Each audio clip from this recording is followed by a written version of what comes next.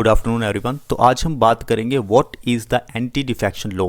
Anti defection law Bharat में क्यों आया, इसकी हम बात करेंगे, इसकी हिस्ट्री की बात हम करेंगे।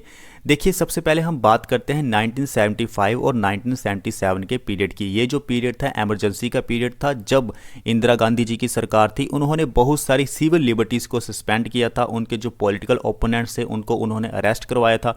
फिर बाबरी मस्जिद जैसी सिचुएशन आती है, तब भी पॉलिटिकल टर्मोइल हमें देखने को मिला। फिर एंटी सिख राइट्स हमें देखने को मिलते हैं 1984 में, जब सिखों को मारा गया था। उसके बाद मंडल कमीशन, हमें उसके लिए प्रोटेस्ट देखने को मिलता है, जब अदर बैकवर्ड क्लासेस को रिजर्वेशन दी जा रही थी। तो ऐसे में बहुत ज़्यादा पॉलिटिकल टर्मोइल हमें इस पीरियड में देखने को मिला। तो अब हुआ क्या, बहुत सारे जो लेजिस्लेटर थे, विधायक थे, वो अपनी पार्टी छोड़ के दूसरी पार्टी को ज्वाइन कर रहे थे अपने पॉलिटिकल एजेंडा को सर्व करने के लिए। तो ऐसे में हमें समझ में आया कि ये तो डेमोक्रेसी में दिक्कत हो रही है, ऐसे तो देश चलेगा नहीं, क्योंकि सरकारें गिरेंगी तो देश कैसे चलेगा। तो फिर आया हमारे पास एंटी डिफेक्शन लॉ, जिसका आना ज़रूरी था। 52 सेकंड अमेंडमेंट एक्ट आया 1985 में, ताकि लेजिस्लेटर जो होते हैं, जो विधायक होते हैं, वो फ्रिक्वेंट फ्लोर क्रॉसिंग ना करें, यानी कि अपनी पार्टी छोड़ के किसी दूसरी पार्टी में ना जाएं। अब एंटी डिफेक्शन लॉ में ग्राउंड्स तैयार किए गए हैं डिस्क्वालिफिकेशन के। तो सबसे पहले अगर कोई मेंबर जो है वो वॉलंटरी अबैंडन कर देता है अपनी मेंबरशिप को, तो उसे हटा दिया जाएगा, उसे डिस्क्वालीफाई कर दिया जाएगा। या फिर पार्टी ने आपको कोई डायरेक्शन दी है, आप उस डायरेक्शन को फॉलो नहीं करते हैं, तब भी आपको डिस्क्वालीफाई कर दिया जाएगा। या फिर अगर कोई ऐसा इंडिपेंडेंट मेंबर है जो इलेक्शन जीतता है लेकिन बाद में वो किसी पॉलिटिकल पार्टी को ज्वाइन कर लेता है, तो ऐसे में भी उसे डिस्क्वालीफाई कर दिया जाएगा। उसके बाद हम बात करते हैं एक्सेप्शंस टू द लॉ, यानी कि डिस्क्वालिफिकेशन के अंडर कौन कौन सी चीज़ें नहीं आती हैं।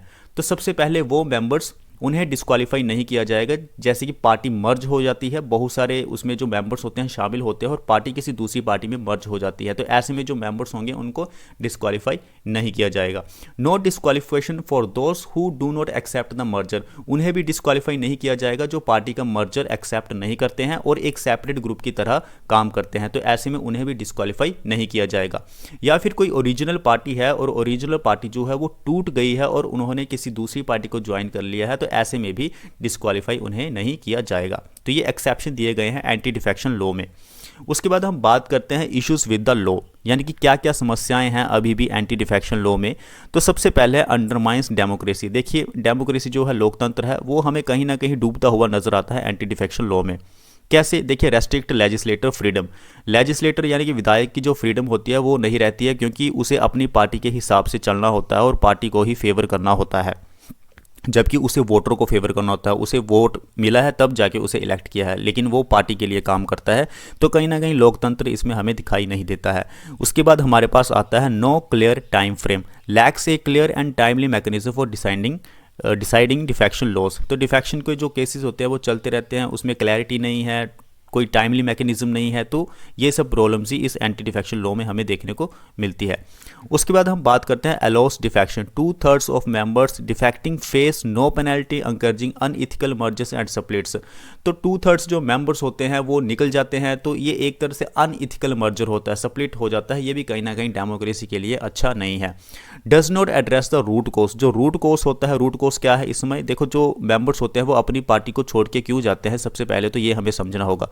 पार्टीज में भी इंट्रा पार्टी इश्यूज होते हैं, जैसे कि लीडरशिप स्ट्रगल होते हैं कि देखो हमारा लीडर आना चाहिए या आपका लीडर आना चाहिए।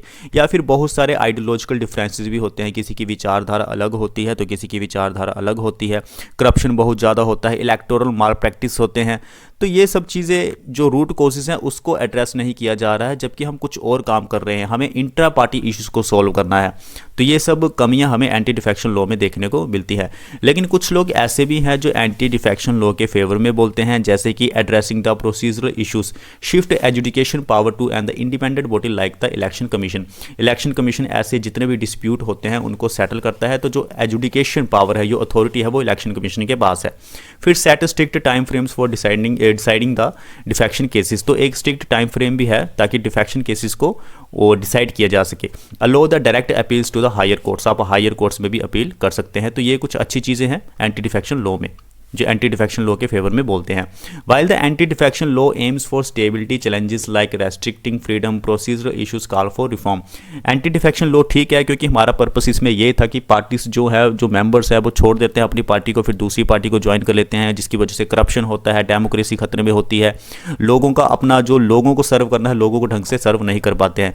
लेकिन जो चैलेंजेस है लेजिस्लेटर के लिए, लेजिस्लेटर की जो फ्रीडम होती है वो फ्रीडम उन्हें दी जानी चाहिए, वो फ्रीडम उनके पास नहीं होती है, प्रोसीजरल इश्यूज बहुत ज़्यादा होते हैं। तो एंटी डिफेक्शन लॉ में कुछ खामियां हैं जिन्हें हमें सुधारने की ज़रूरत है, जिनमें कुछ रिफॉर्म्स लाने की हमें ज़रूरत है। तो आज हमने कवर किया अपने एंटी डिफेक्शन लॉ को बहुत अच्छे से। अगर कोई डिटेल बची होगी तो आपके साथ ज़रूर शेयर करूंगा, लेकिन काफ़ी इंपॉर्टेंट टॉपिक आज हमने डिस्कस किया। सो बेस्ट ऑफ लक, मिलते हैं नेक्स्ट वीडियो में। Thank you.